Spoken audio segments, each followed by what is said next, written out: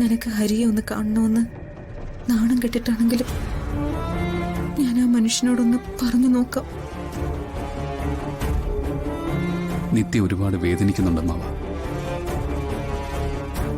എങ്ങനെയെങ്കിലും തിരിച്ചൊന്ന് വീട്ടിലേക്ക് പോയാൽ മതി.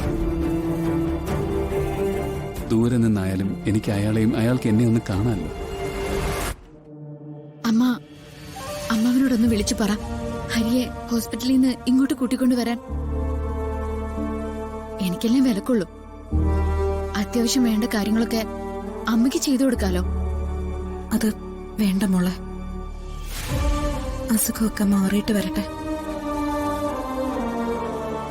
ഞാനും നീയും വേദനിക്കാൻ തുടങ്ങിയിട്ട് നാളെ കുറെ ആയല്ലോ. കരയാൻ അറിയാത്ത പെണ്ണുങ്ങളല്ല, കരഞ്ഞു തളർന്ന പെണ്ണുങ്ങളാ നമ്മള്. എടാ, അവര് കരഞ്ഞതൊന്നും ഒരു കണക്കുമില്ല. പണ്ടത്തെ ആൾക്കാര് പറയും സാധാരണക്കാരുടെ കണ്ണീരാണ് ദൈവത്തിന്റെ ഭക്ഷണമെന്ന്. അത് ചിലപ്പോ സത്യമായിരിക്കും.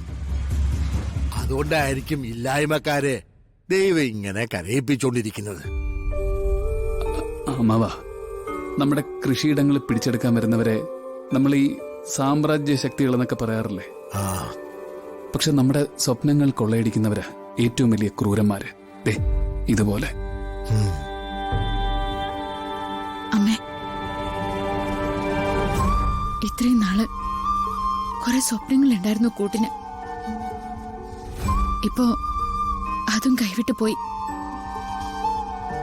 എന്റെ ഹരിക്ക് ദൈവം ഒന്നും വരുത്താതിരിക്കട്ടെ.